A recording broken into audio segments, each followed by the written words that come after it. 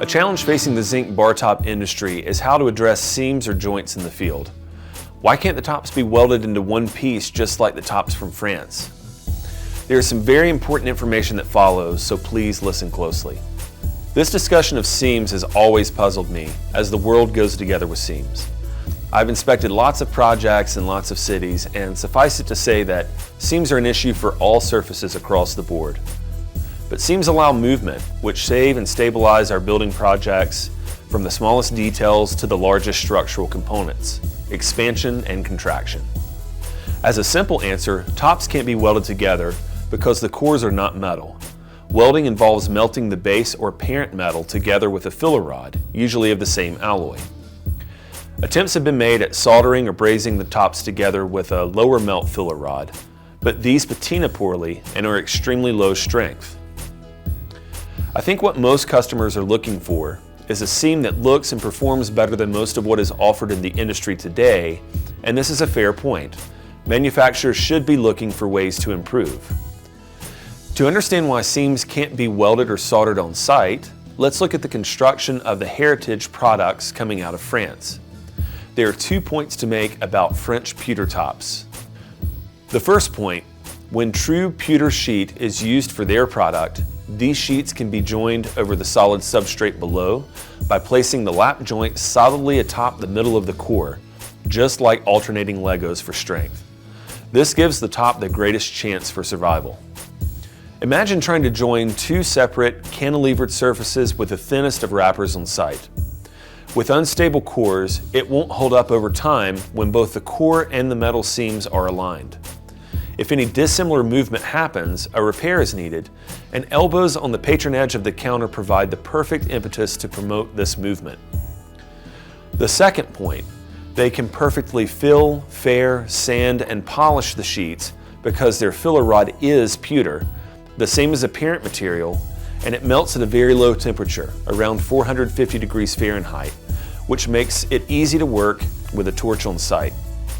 What I'm about to reveal is a huge issue, so please listen carefully, because it could save you thousands of dollars on your project or as much as 25% of the total cost.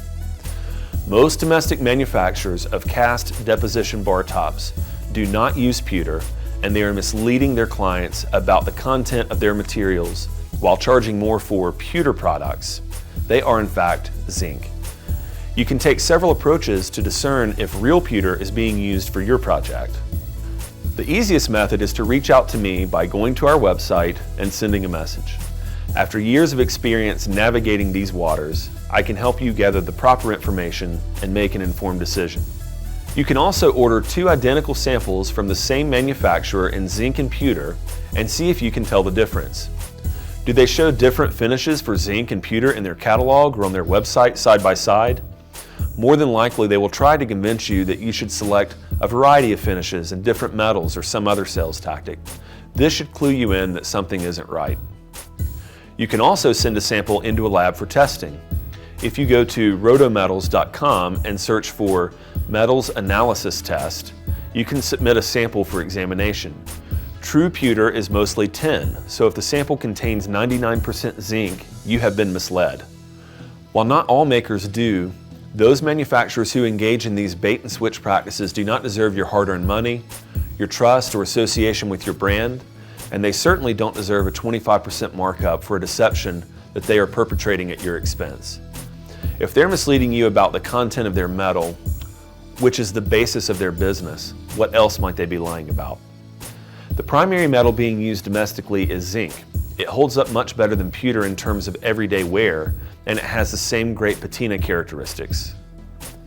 It is the workhorse for the demands expected of large commercial projects. Zinc has incredible potential moving forward in the industry. Zinc has a higher melting point than pewter, and it is very hard to weld, especially on site in such a thin format. Apart from the fire dangers that exist from ignition of the substrate below, zinc filler rods melt at a higher window than most standard soldering tools allow.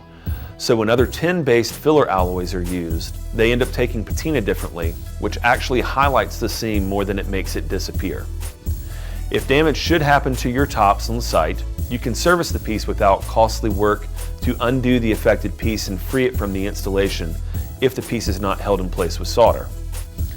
A major challenge facing manufacturers is how to lessen the appearance of seams on site and talking honestly about the metals used to create their products.